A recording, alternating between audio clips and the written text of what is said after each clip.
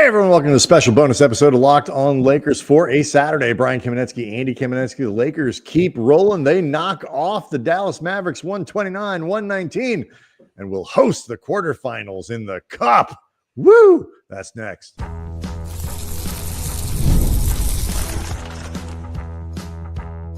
You are Locked On Lakers, your daily Los Angeles Lakers podcast, part of the Locked On Podcast Network, your team every day. Thanks to everybody for making Locked On Lakers your first listen of every day, part of the Locked On Podcast Network, the most popular sports podcast network in this or any other universe that you can find. And Andy, the Lakers, they went into Friday night's game against the Dallas Mavericks. Little subplots here with Anthony Davis coming back into the lineup and all that kind of stuff. And D'Angelo Russell not coming back into the lineup. No, the DNP CD for a the D in DNP stands for D'Angelo did not play. They've been working on that for a while. But yeah. That just came right off the top of the dome. No, I'm saying they have in Dallas. It's taken a minute to get here. Yes, they have. They've gotten to this point. Ryan Nembhard starting and Brandon Williams backing him up, and D'Lo watching the entire experience from the bench in Dallas, and didn't see a tribute video either. But for him, for the Lakers, I should say, they use. You don't get two tribute videos. This is his second time back. You don't get a second one. Did he get one with? I don't know, but that was several years ago. I'm just saying, when it's your second time back, you don't get another tribute video. I don't think. I don't know, Andy. It's so rare for a player to come back like that. I don't know. I'm trying to remember how many different. I'm trying to remember how many different thank you videos Dennis Schroeder got. Right. I don't remember. It's unprecedented territory here. But the Lakers use highly efficient offense on Friday night to knock off the Mavericks. 129-119 is the final score. Luka Doncic leading the way with Austin Reaves for the Lakers. Luka, he finishes with 35 points, 11-11 from the line. He only needed 18 shots to get there. That sounds incredibly good until you stack it up against Austin Reaves, 12 of 15 from the floor, 6 of 8 from three-point range. Overall, the Lakers shot nearly 60% from the floor, over 50% from three-point range, and over 80% from the free throw line. And when that happens, Andy, even when they are, I don't know, a casual relationship with the defensive side of the ball, they will still win most games. Like, that is a highly efficient offensive effort. Yeah, I thought their defense was timely, and in those moments when they absolutely had to lock it down, they did. This will, I'm sure, talk about at some point over the show, but this game was a reminder of Marcus Smart's value to this team. Not just in terms of what he does individually, because it was a game. I saw Nick Angstad over at Locked On Mavs put out a quick reaction video to the loss on his side of the ledger, and he noted that this was one of the best games that Dallas has played all year offensively, and his tone sounded like he might be one of the best games they play offensively all season. Whether that's because some of those guys, JJ alluded to some shots that went down above quality, some shots you wouldn't necessarily expect them to make. I think that might be letting them off the hook at times for the defense, but it was good enough when they needed it, combined with some very timely threes from Rui Hachimura in the second half. And like you mentioned, Austin and Luka combining for 73 points. Some contributions from LeBron, some contributions from DeAndre Ayton. It was enough to get it done, and they are going to host, as you said, the quarterfinals in the Cup against the Spurs on December 10th, and they're 4-0 in Cup play. It's pretty nice. Yeah, and more importantly, when the 4-0 in Cup play helps translate to a 14-4 record overall, 6-2 at home for the Lakers, and an opportunity, I would say, Andy, to make that 15-4 on Sunday when a very, very bad Pelicans team shows up to to the crypto.com. And I just, they are a team. It was sort of hit and miss, especially kind of in the first half. It wasn't that they weren't scoring, but the sort of aesthetics of it went up and down. They're a team that to me looks like they are finding kind of what they can do and what they really can't do. What's the best way for us to score? What's not, like whatever. But they are having a tremendous amount of fun figuring it out. Like they are extremely confident in how they go about trying to find buckets, and that sometimes leads to some careless passing, some unnecessarily risky passing. But like Luka, for example, was just like, Dallas has been a mess of a team this year, but defensively they've been pretty good. They just haven't been able to score. Whatever Dallas tried to do, when they tried to blitz Luka, it didn't work. When they tried certainly not blitzing him, it also didn't work. Like just the confidence that Luka is playing with, to understand that there's just nothing an opposing defense can do right now to annoy him and to take him out of what he wants to do.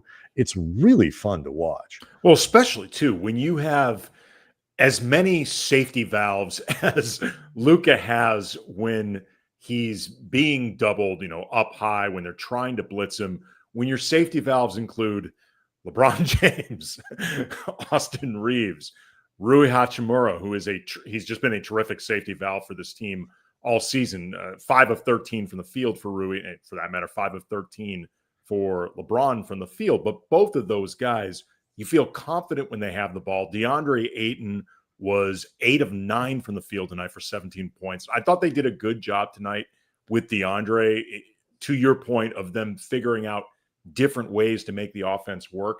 There were a few baskets where Deandre got a deep seal against, say, Cooper Flagg or somebody else that clearly was not capable of maintaining position against Deandre or keeping him getting closer and closer to the basket. They found him. They gave him the ball in an easy spot, great pass, easy baskets for Deandre. And, he only missed one game, thankfully, because of that knee contusion, but he looked very good. It's not necessarily a fair way to frame it because Anthony Davis was returning after missing 14 games and was on a minutes limit, but he outplayed Anthony Davis in a game where I know the Mavericks were hoping for maximum Anthony Davis effect, even in limited minutes. It didn't happen. Yeah. And I just, whether it was near the bucket or the screen and roll chemistry with Luka is getting strong. Like they highlighted some of these plays on the post game show for Spectrum Sportsnet. Like Ayton does things fundamentally in the pick and roll extremely well. He sets a really good screen. I mean, that's for starters. That's step number one to making this work. And, he has the right speed going down the lane. He doesn't go too fast. He doesn't go too slow. And that's, the reason he's shooting about 75% from the floor this year is because he's picking up on those rhythms, whether it's Anthony, whether it's, the Luka pick and roll, whether it's the games where Luka missed and he and Austin were working together. He fundamentally times these things out. And what we're learning and, what people see is that, the lob threat, which Ayton can provide, but he's not a high flyer, like hyper athletic. Jackson had a dunk in this game off I don't think they actually credited Luka with an assist. He sort of fell down, the ball kind of ended up in Jackson's hands, and he just picked it up, took one dribble, I think, or may not have even needed one, and threw down a monster dunk. Like that was pure athleticism. Ayton had, by the way, one of those off a lob attempt from Gabe that was woefully short. I thought we established this. The only Lakers on this team that are allowed to throw lobs are Luka when the opportunity is perfect and Jackson Hayes. That's it. Those are the only guys on this team allowed to throw mostly lobs. Mostly just Jackson. Mostly Jackson is Jackson's the only guy with the green light. Really, he's got the greenest of green lights to throw lobs on this team. But everybody else pick your spots. But it's just being effective in that pick and roll game is more than just being able to get above the rim. And, there is a timing to it. There is a pacing to it. There is a rhythm of how you set screens and all these other things. And Aiden's very good at it. He's not a perfect player, but he is very well suited for what the Lakers need. And having that, thing where, what do you want to say? 65% of the time, 70% of the time, the Lakers are going to have a player who's going to be able to give them, 14 plus points on extremely efficient shooting. That's a really nice luxury for your offense. So we'll carry through a couple more things here in a moment after the break. But they're starting to stack up wins here, Andy, and and you can argue, and maybe we will after the break here, whether or not they've reached a peak efficiency yet. So we'll do that next. Well, but first, we're going to let you know that Locked On Lakers is brought to you by DoorDash. The NBA season, it is heating up, and DoorDash has found the perfect way to keep fans in their bag all season long, whether you're watching for highlights or your fantasy team or your favorite player.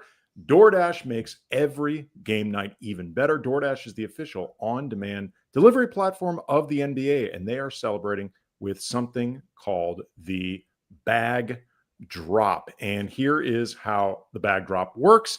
Every time an NBA player scores 50 points in a game, DoorDash drops 50% off your order with Dash Pass the next day, and you're automatically entered for a chance to win the ultimate fan bag. And we're talking about player-inspired drip, exclusive gear, stuff you'll actually want. And it's not even just food. You can order everything from snacks to ice, socks, headphones, all delivered right to your door. So the next time someone goes off for 50 points, use the promo code NBA50 the next day to get 50% off on DoorDash with Dash Pass, plus your shot at the Bag Drop. Dash Pass members only 50% off up to $10 the next day after a 50-point game with the promo code NBA50.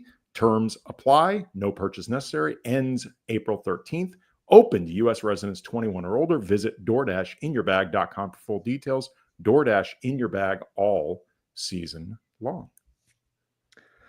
Locked on Lakers also brought to you by FanDuel. The NBA obviously back here, and there's no better place to get on the action than FanDuel, the official sports betting partner of the NBA. Even if you missed the start of a game or want to ride the hot hand, FanDuel has live bets on everything from who will score next to fourth quarter comebacks. Plus, you even combine your live bets into same game parlays for a shot at bigger payout. Keeps every game exciting, especially when your team is making that big late push. And right now, FanDuel is giving new customers $300 in bonus bets when your first $5 bet wins. So head to FanDuel.com to sign up and play your game with FanDuel, the official sports betting partner of the NBA.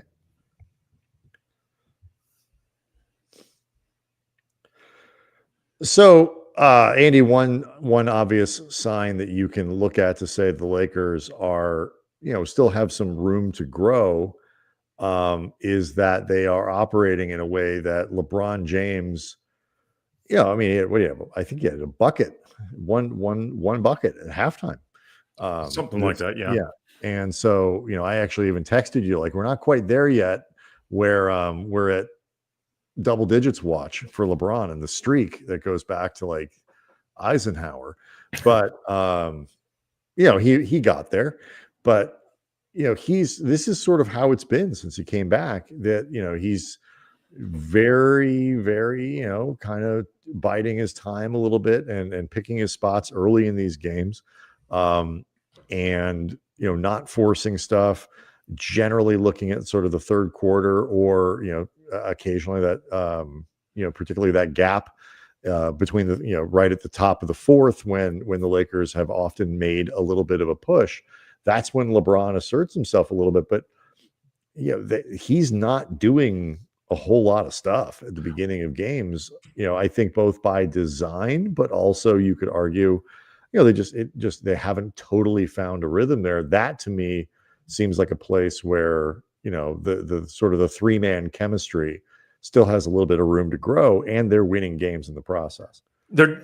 It's definitely something that's not holding the team back because by definition, when you're 10 games above 500 and you are undefeated since LeBron's return, this is not anything that's getting in the way. As far as, like that first quarter dynamic versus the fourth, I think there is an element still of LeBron just feeling himself back into shape during a quarter where that frankly has been over the course of his career very much Luka's quarter. We've talked about that before, that it's typically been it's not even typically, it is factually. If you look at Luka's splits, whether this season or his entire career, the first quarter is where he averages the most points and the most field goal attempts by far. So in that sense, it's something to be expected. And this was a game where the Lakers actually won the first quarter. It was actually a quarter where their defense got a lot better as the quarter went along. Then it began slipping a lot in the second quarter. I remember there was one point I texted you during the game. Dallas ended up crushing the Lakers in second chance points, 26-4. There was one point in the second quarter where they somehow had 10 second chance points and only 2 offensive rebounds. And I kept refreshing NBA.com's box score and those tallies. Just I'm like, that doesn't seem right. I still don't understand quite how that worked, but I don't know either. But it if nothing else, it forecast a trend because Dallas continued just to crush them in that category. Crushed them on fast break points, 19-6. That was a lot of where the Lakers were loose. They only turned the ball over 14 times, but there are different kinds of turnovers. Coaches will talk about this all the time. They're the kinds that dead ball turnovers where you throw the ball into the fourth row and all these, and or under the basket or whatever. But then they're the kind that lead to easy breaks for the other team. The Lakers had more of that in this game, and the loose play, maybe a little unnecessarily risky play, that did help keep Dallas in the game. Yeah, it'll be interesting to see, though, how things evolve over, say, the next 5 to 10 games. Because remember, this is still essentially LeBron's equivalent of the preseason and training camp, or maybe even the opening night of the season, because LeBron would have only played a few preseason games anyway. Right. But he's still working through this in real time. So I think it'll be interesting to see how this plays out over the next 5 to 10 games.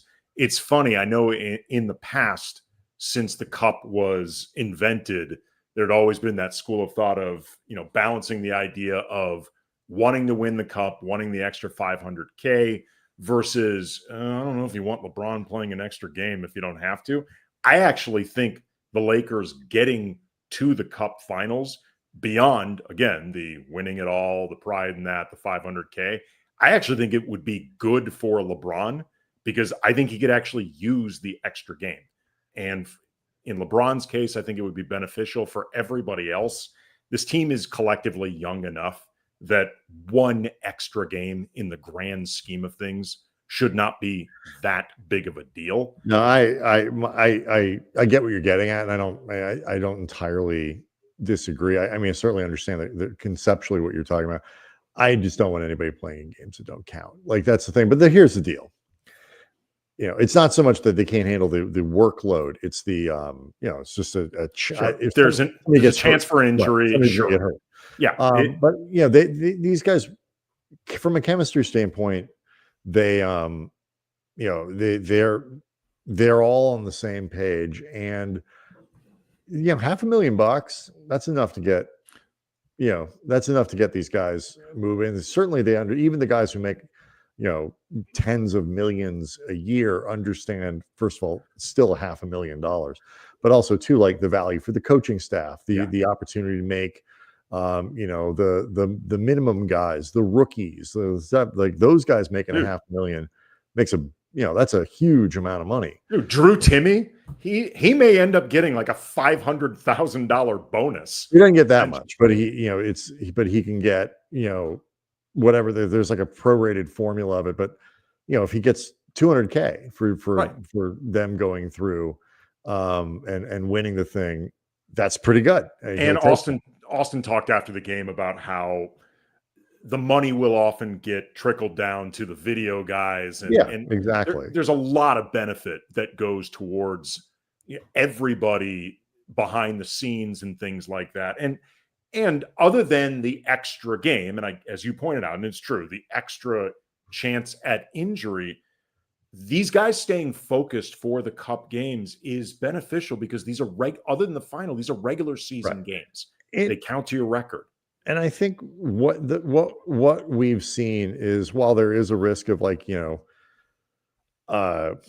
of a post NBA Cup final slump, it seems to be something of a somewhat real.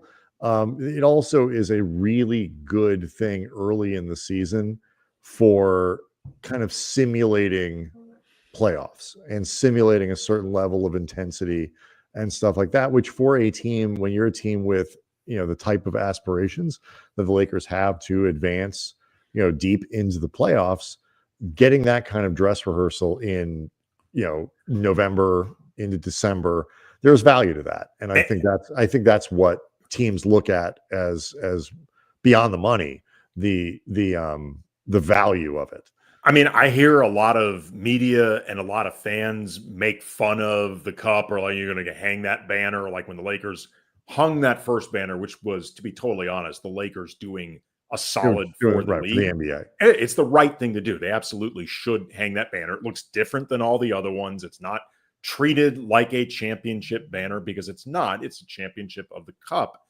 But I'll tell you this much: the players care.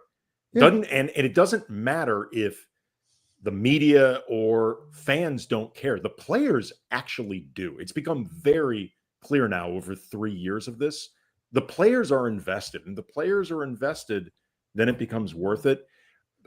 My God, we were talking about Austin and the night he had. There were so many times in the fourth quarter, and this was just depressing to watch. He's like targeting Clay defensively. Yeah. And JJ in his postgame presser mentioned in the fourth quarter, Austin identifying ducks, being like a slang for, ducks in a pond, easy shooting. Like, I'm pretty sure he was referring to Clay politely. It's just, it's rough to see that, not just because Clay was such a great player, but also that he's a great player stuck on this bad team, bad situation with a contract that I'm not sure a lot of teams are going to want to trade for. Well, Andy, it was the Lakers tried to give him $80 million. So better him be stuck there than stuck here. Locked On Lakers on YouTube. So we can go hang out with over 37,000 subscribers to the channel. We will be back after the New Orleans game on Sunday. Everyone enjoy your weekend.